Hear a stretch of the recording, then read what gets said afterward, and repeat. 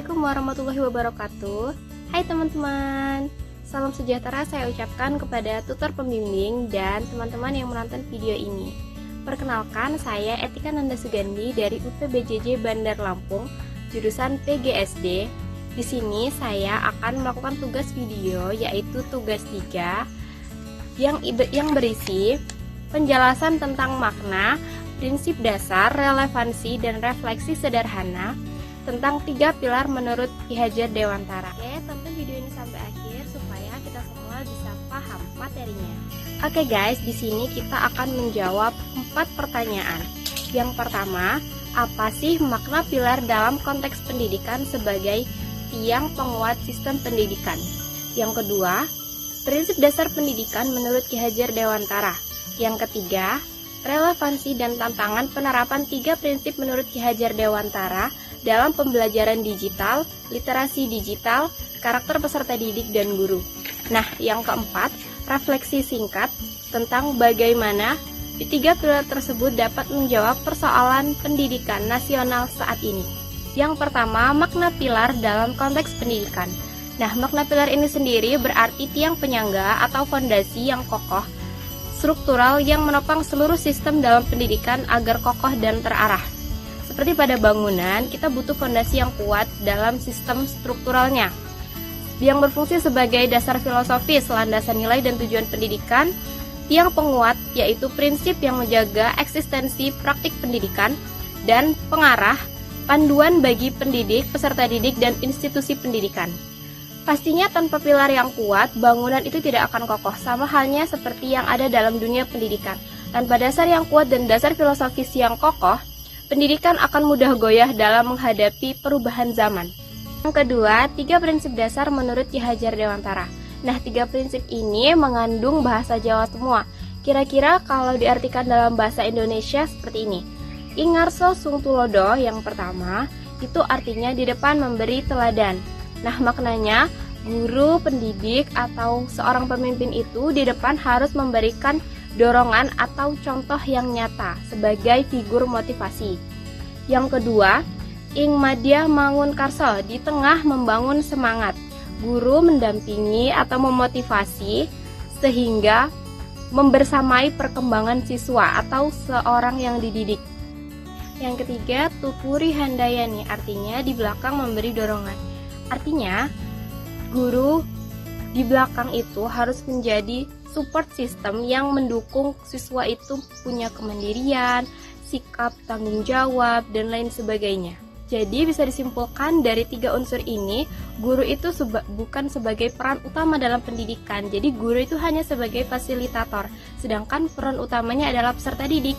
Peserta didik harus cakap, bersifat kritis, dan memberikan timbal balik lewat pertanyaan yang diberikan oleh guru. Pertanyaan ketiga, relevansi dan tantangan yang dihadapi dalam penerapan 3 prinsip tersebut dalam pembelajaran daring, literasi digital, karakter guru, dan peserta didik. Prinsip yang pertama, ingarso sung tulodo. Guru harus menjadi contoh, terutama dalam beretika di media sosial. Bijak dalam menggunakan media sosial. Bila perlu, guru harus menciptakan inovasi di dunia pendidikan dalam menggunakan sosial media. Yang kedua, ing madya mangun karso. Selalu mendampingi siswa dalam pembelajaran daring atau luar daring agar siswa tetap termotivasi untuk belajar.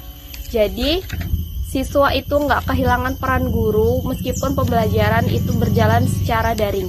Tuturi handayani artinya mendorong kemandirian belajar peserta didik melalui platform digital.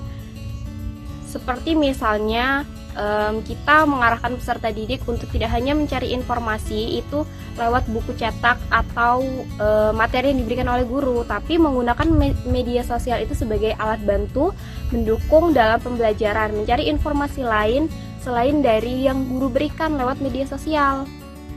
Lalu tantangan apa yang dihadapi dalam penerapan 3 prinsip menurut Ki Hajar Dewantara?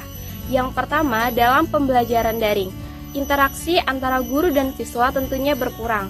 Berbeda dengan pembelajaran luar daring atau di dalam kelas, interaksi antara guru dan siswa itu biasanya menimbulkan kedekatan antara guru dan siswa sehingga membangun semangat mereka untuk lebih bisa mengejar prestasi.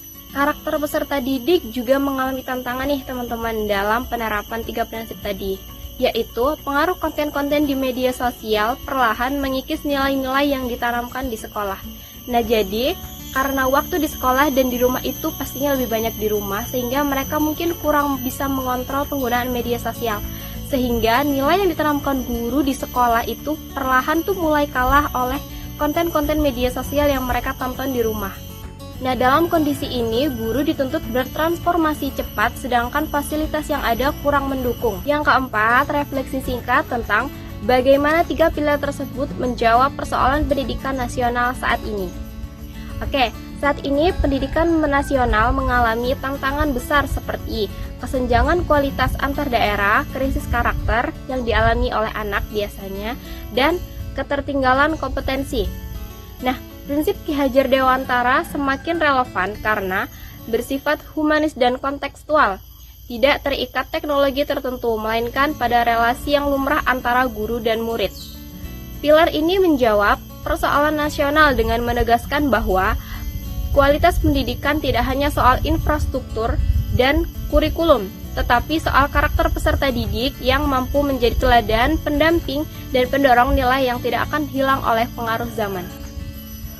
Oke teman-teman, 4 materi yang kita bahas tadi sudah selesai, yaitu tentang makna, prinsip dasar, relevansi, dan refleksi singkat tentang 3 prinsip dasar menurut Ki Hajar Dewantara. Saya harap teman-teman bisa paham, dan saya ucapkan terima kasih kepada Ibu Tutor Pembimbing yang sudah membimbing saya pada mata kuliah Filsafat Ilmu di semester ini. Saya ucapkan terima kasih yang sebanyak-banyaknya. Semoga sehat selalu. Saya akhiri. Wassalamualaikum warahmatullahi wabarakatuh. Bye.